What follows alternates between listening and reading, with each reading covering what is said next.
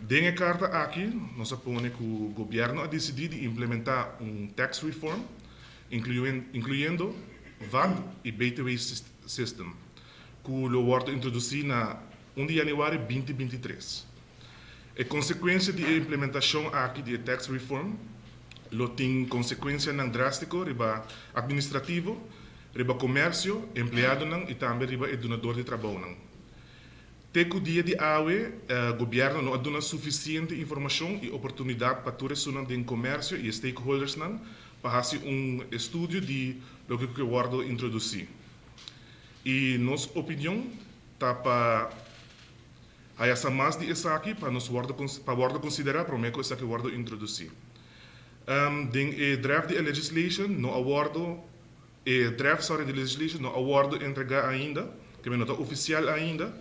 E essa que põe que nós pensa que não está realístico para começar dia 1 de januari 2023. Mas ter de mais tempo para stakeholders não preparar e saki ko pahasi para mim essa que bem. Stakeholders não tá de opinião que reform aqui, mas simplificar a belasting, o sistema combinar com o rissamento de belasting e também o cortamento de gasto do governo e expenditures. Door essa aqui, nós está declarar que para não implementar nenhum tipo de tax reform e tampouco para hisa nenhum tipo de belasting, te hora que nós e os stakeholders não há suficiente tempo e informação para assim por analisar e dar feedback dessa aqui. E se não está presente, então se não está parte de carta aqui, nós está bezig está instalando comitê de 3 expertos.